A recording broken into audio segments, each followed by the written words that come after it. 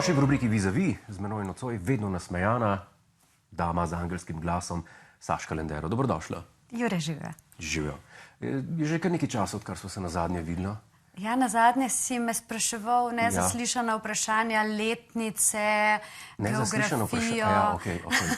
Ne, smisel, da sem te kdaj sretno čiklico, pa da sem tukaj spraševal, pa da se nisem spomnil, kar se dogaja. To bi se pa spomnil, verjemi. Bi poskrbela za to, Tako. da bi se spomnil. Kaj počne Saška danes? Tresem se od jutra, ker ne vem, kaj me boš vprašal. Jaz vprašam, kar me zanima. In sem zelo prijazen, zelo vesel vsega, kar mi poveš. Vesel sem, če se mi ljudje odprejo. Jaz tudi. A veš, da se mi zdi to tako pomemben, ne? Večino stikov, ki jih imamo z ljudmi, so več ali manj površni, ne? In je lepo kdaj pa kdaj prideti do človeka. Površni in površinski. In tako. A se bova danes odprla drug drugemu? Absolutno. Dejva se. Pa te bom kar direkt vprašal. Jaz sem imel tebe v spominu, mislim, govorimo leta nazaj seveda, kot full-time pevko. Ja. A si zdaj še vedno full-time pevka ali si part-time pevka, če se smem tako, s polovičnim delovnim časom? Ne vem v tem trenutku, kako bi te pozicioniral v slovenski medijski sceni. Da sem malo zaspala. Ok. Pač dejstvo je, da nekako največji del mojega preživetja zdajle trenutno ne izhaja iz mojih nastopov, ne? Ampak z preteklega in aktualnega dela v tujini kot avtorica. Drugač pa, ja, nisem nekako dvignila rok, kar se tiče nastopanja v Sloveniji, ampak pač tako, življenje je tako nekako naredil, ne. Zdajle za mano je kar enih par, bi rekla, zelo stresnih let, ko so se stvari nekako druga za drugo, ko rečem, dogajale, lahko pa rečem kar direktno podirale. In zato, da si pa ustvarjalen in da z veseljem tudi predajaš to svojo ustvarjalnost naprej ljudem, pa moraš nekako biti v svojem centru dobro postavljeno. In jaz tega zdajle nekaj časa nisem čutila, zdaj pa nekaj časa že. Zdaj pa malo zamujam. Zdaj pa tle pa pride na dan tista Saša, ne, ki je sicer ful ustvarjalna, kreativna, 1000 stvari jo zanima, ampak ker me 1000 stvari zanima, potem tudi raztresam svojo pozornost, energijo in čas. In zdajle že nekaj časa bi morala biti nova pesem moja zunaj duet s Tilnom Lotričem, pa je še ni, a ne? Je pa že tik pred zdajci. Se pravi, če sem iz povedanega razumel, se vračaš nazaj v full-time prepevanje? Kar precej, ja. Okay.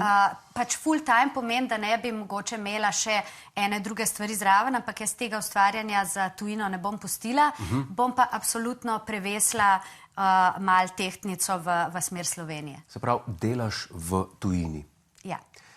Spomnim se Martina Strela, našega prejšnjega gosta, ki je rekel, da je Slovenija super država, sem denarja pa tele ni. A bi se strinjala z njim? Vedno se da povsod zaslužiti denar, ne? Smisel še rekla ukrast. Vedno se da ukrast. Ja, zdaj recimo, ko me Arija sprašuje, mami, kaj naj delam, kaj naj študiram za to, da bom bogata. To je legitimno vprašanje. Res ne vem, kaj naj ji odgovorim, ker se mi zdi, da res s poštenim delom glih bogat sigurno ne boš v Sloveniji. Ne, zelo težko. V tujini mogoče malo lažje s pridnim delom dosti dobro živiš, no. V Sloveniji pa malo slabš. Trg je večji, ne? Ja. Predvsem. In z večjim trgom je več denarja in ta denar se po moje kar drugače razporeja kot pri nas. Sploh v zabavnih poslih, kot je ustvarjanje glasbe in tako naprej. Pa me nekaj zanima. Ti si imela za diplomsko nalogo, naslov tvoje diplomske naloge je bil Karierne možnosti glasbenika v Sloveniji. Se pravi, to si na fakulteti, na FDV si to diplomo napisala. Ja. In zdaj me zanima, od tiste točke pa do danes, ali bi to diplomsko nalogo kaj popravila, dopolnila ali pa spremenila? Glede na to, da je tema karierne možnosti glasbenika v Sloveniji. Če si se kaj spremenila Jaz poglede? mislim, da je bilo pravzaprav prav smešen, da sem jaz pisala to nalogo s takim naslovom, zaradi tega, ker če zdaj pogledam nazaj, pojma nisem imela. Se pravi, celo bi spremenila. Ja, celo bi spremenila, zaradi tega, ker jaz sem imela takrat toliko malo izkušenj, ampak tako kot je velikrat v življenju, da ko imaš malo znanja, imaš občutek, da ga imaš veliko, šele ko ga imaš veliko, ti je jasno, da pojma nimaš. In tako se mi zdi, da je bilo tudi s to nalogo. Jaz sem takrat pela pač s svojim tedanjim fantom v enem duu, kjer sva tako po gostilnah igrala, pa en mejčkan, ene 2 pesmi sem že imela posnete. No, tako da zdaj, če se kdo odloča za ta poklic, naj prosim si naj vzame te diplomske naloge kot izhodišče za odločitve. Ne si jo ne printa, hočeš reči. Mogoče prelista, kjer Saška piše, da je fajn, če imaš dober mikrofon, če imaš dobro oblekco. No, to še zmeri drži v boje, ampak ja. Ok, se pravi, bistvena razlika je ta, da ni bilo tako, kot si si predstavljala v tisti točki življenja, kot je zdaj, recimo, ko vidiš. Ja, ne. Čisto drugače. Zdaj, če sem zelo iskrena, Ja? jaz se sploh več ne spomnim, kaj sem tam pisala. Aha. Ampak vem pa, da nisem pač imela sploh ne vpogleda v resnično zakulisje tega sveta. Ampak bi lahko rekla, da si bila takrat navdušena nad glasbeno sceno in da si komaj čakala, da se v njo podaš profesionalno. Ja, imela sem sicer grozljivo ljubosumnega fanta tik pred tem, tako da sem bila mal zamorjena to zadevno, ampak ja, zdelo se mi je, da je to prvič dost lažje, manj stresno, da uspeh lahko pride hitreje, če se potrudiš, no pa ni bilo tako. Se pravi, v tej točki gledaš za nazaj, je izkušnja popolnoma drugačna od pričakovane. Ja. Na kakšen način konkretno? Jaz si recimo nisem si predstavljala, kakšno pravzaprav strukturo osebnosti zahteva ta posel. Jaz zelo rada ustvarjam glasbo in tudi zelo rada sem med ljudmi, rada imam ljudi, kar pomeni, da res me osrečuje, če njih osrečam. Ampak to je pač en del tega posla, ne? Po drugi strani bi pa se strinjala z mojimi starši, ki sta mi zmeri rekla, Saši, ti si se, glede na to, kakšna si osebnost, čist za napačen posel odločila. Ta posel zahteva res izjemno veliko vztrajnosti, trdoživosti in res debele kože. Zelo ti mora biti vseeno, kaj vse se pravzaprav zliva nate, od realnih kritik, ki so povedane na zelo grd način, pa do popolnih laži. Se pravi, pred skladbo Ne grem na kolena si bila tik pred tem, da ta posel pustiš, je tako? Ja. Ker ti je bilo preveč. Delala si 10 ur na dan in več, 1000 obveznosti, vsi so nekaj hoteli od tebe, nastopi, pisanje, snemanje, intervjuji in tako naprej in tako dalje. Kakšna pa si kot oseba potem takem, se pravi, si mirna ženska, ki ne mara veliko pozornosti, veliko javnega udejstvovanja, ker kar jaz razumem je to, da te hočejo raztrgati, po domače povedano, ne? Predvsem tudi odnosi, no, ki so takrat vladali na slovenski glasbeni sceni, so bili tako zelo tekmovalni, zelo prikrito tekmovalni, ampak močno tekmovalni, do te mere, da je bilo strašen velik resnega nagajanja, no. Kdo najbolj nagaja na slovenski glasbeni sceni? To bova pa zdaj povedala, pa če bova še 3 ure tu. To bom dobil iz tebe. Ne, a veš, da ne boš, Škoda. zaradi tega, ker takrat, ko se je to dogajalo, ko so bili pač kar resni problemi in ko sem bila jaz v takem nerazumevanju tega, da lahko nekdo se dobesedno organizira v smislu, da te bo uničil, čeprav mu nisi čisto nič naredil, pač to je bilo meni nerazumljivo. Ja. Ampak jaz sem si pol rekla, verjeten je taka situacija, boh ve v kakšni situaciji tudi te osebe so, ki to počnejo, tako da danes sem v relativno normalnih odnosih z vsemi temi, ki so to počeli in tudi res moram reči, da čisto vsi od teh so prišli do mene kasneje in rekli, da se zelo sramujejo pač tega obdobja. No. Kakšen bi pa bil vzrok za kaj ta? Je to tekmovalnost, čisto preprosto?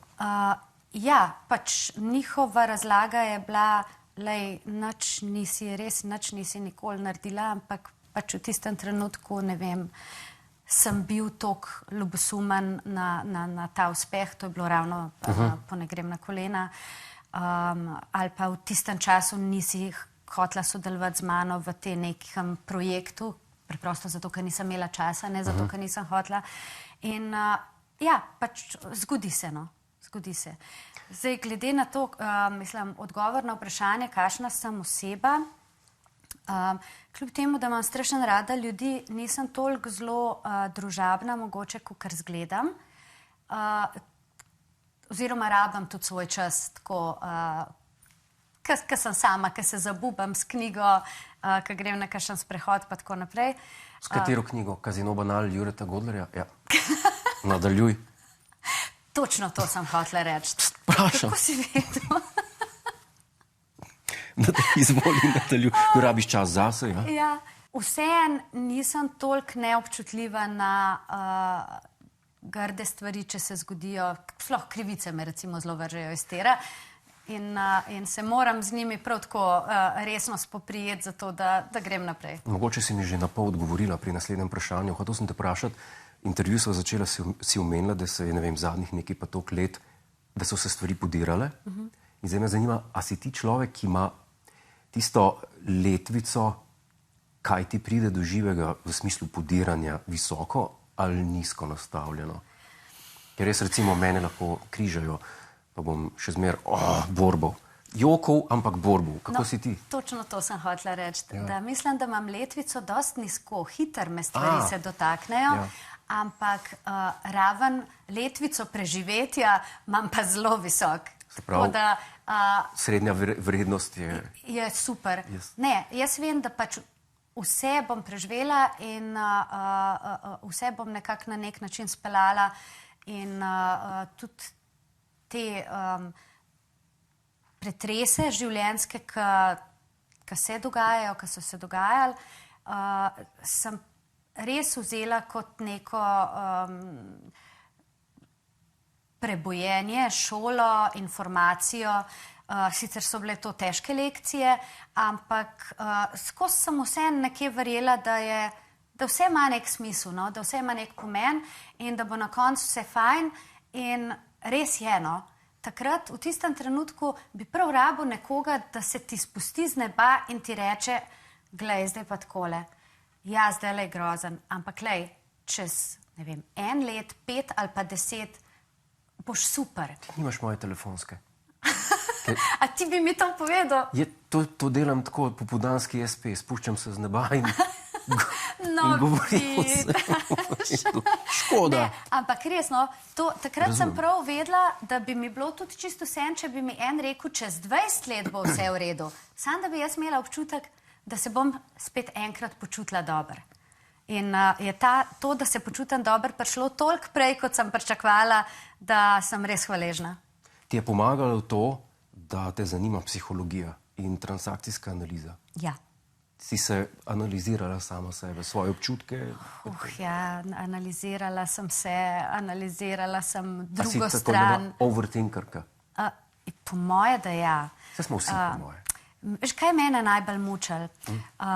Tisti filmi, ki se ti dogajajo v glavi, ki greš 1000-krat čez dejanske pogovore, pa jih preigraš, pa situacije, pa jih preigraš, pa imaš pa že kar fantazijske situacije, ki jih preigravaš, ampak to se vrti. In jaz sem bila v eni fazi toliko utrujena od tega, se mi je zdelo, da sploh nisem nič več v tistem trenutku, ko se je dogajal, ampak skozi v nekih svojih filmih. No?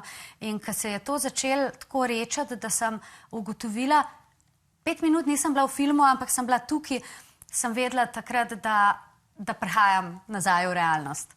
Si bila vesela, kot je ratalo se osvoboditi Ja. in zdaj dihaš spet normalno. Zelo lepo diham. To je zelo, Lej, poslušaj. to je zelo lepo slišati. Zanima me še ena stvar. Na EMI, na izboru za Eurosong, si bila dvakrat druga. Se pravi, glasovi ljudstva so bili veliki, glasovi žirije pa manjši. Se ti zdi to, da je bila krivica? Oziroma se ti zdi to, da če veš, da te imajo poslušalke, poslušalci radi, Ja.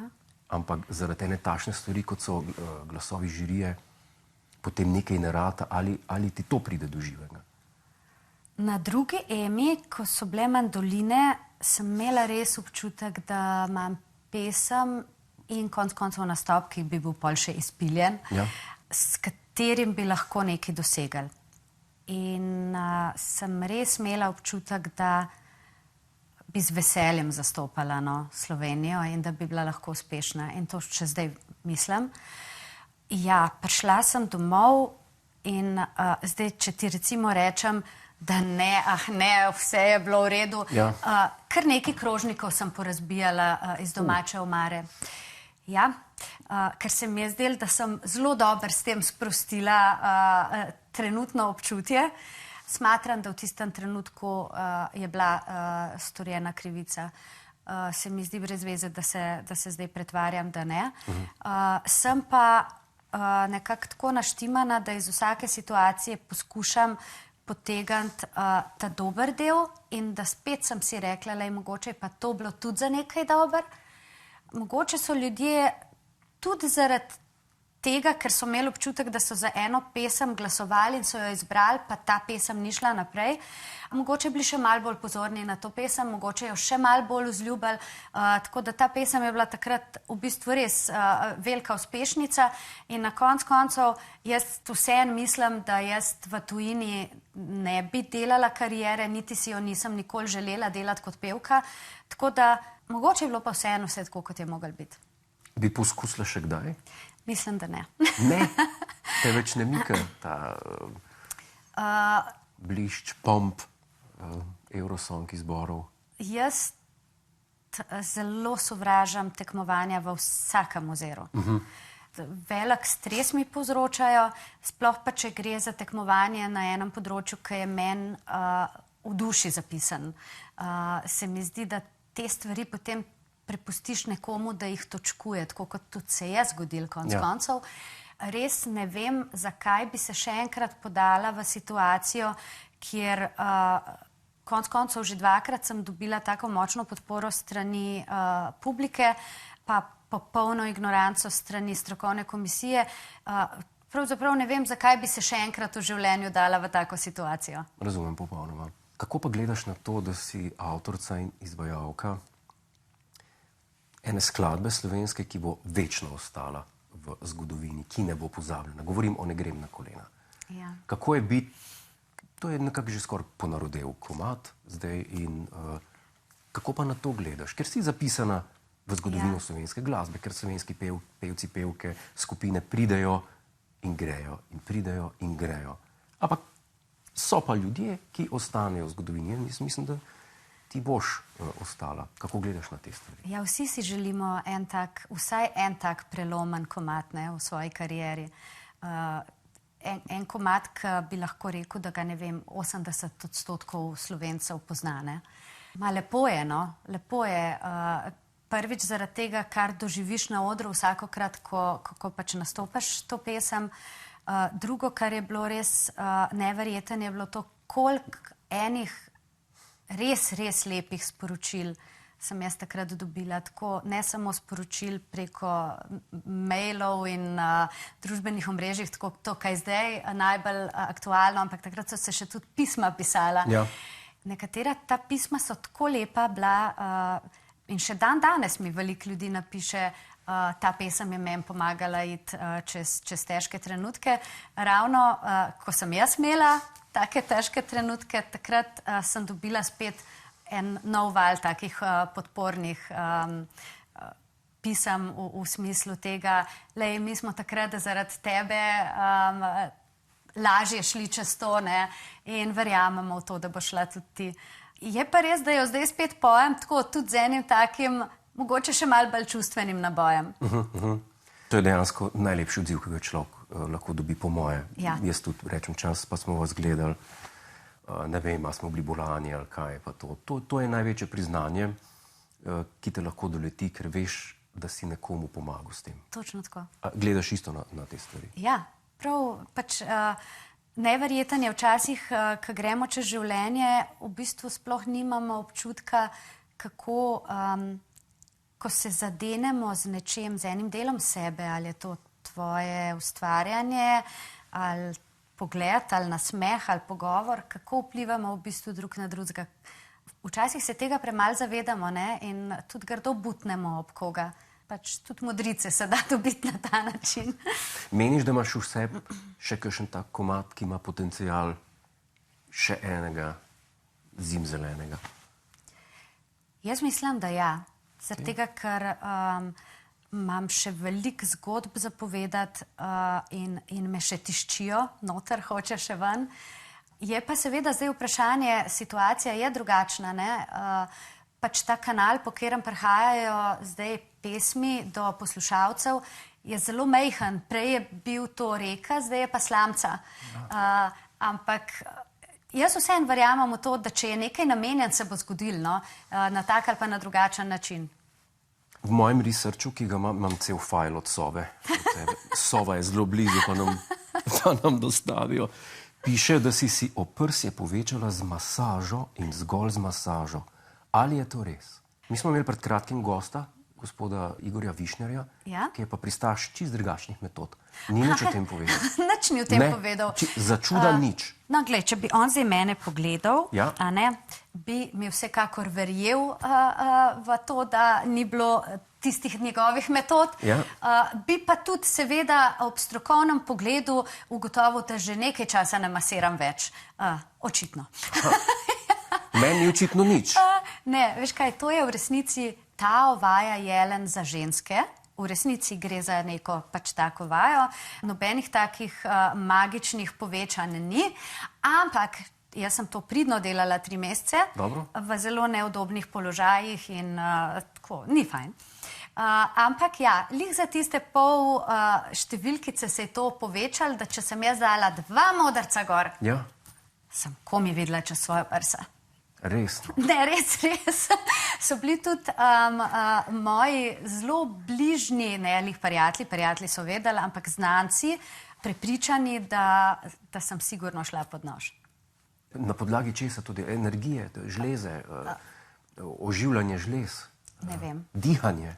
Mislim, Konec koncev. dihanje je bilo tukaj, očitno stimulacija nekih žlez, ne vem, pač prsa so v glavnem sestavljena iz žlez pa iz mastnega tkiva, Ja. ne, maščobnega in pišuka. Zdajle si me na nekaj spomnil. Veš, če bi bila taka vaja za zadnjico masirati, ne, Da bi imela recimo, pomoč nekoga. Ne, Ne, a veš, ka špeja gre zmeri na Ja. napačne konce. A ne bi bilo super, če bi ga lahko usmeril? Preusmeril, ja. Obstaja tudi, kako bi rekel, reverzibilna vaja za to, za tiste moške, ki imajo na stara leta probleme. Ne govorim zase, govorim za moške v starih letih. Veš kaj, bom naredila en research, In pa ti bom javila za prijatelje. Dej javi za prijatelje, pa bomo mogoče spregovorila kaj o tem. Saška, najlepša hvala, da si bila naša gostja. Z velikim veseljem. Jaz ti želim srečno naprej pri karieri, da se ti ne bi več nikoli v življenju nič podrlo. Hvala. Jaz Najlepša tudi tebi. Najlepša hvala. Hej, preden greš, klikni tukaj in se naroči na naš YouTube kanal. Imamo pa tudi TikTok, Instagram in Facebook, tako da le urno.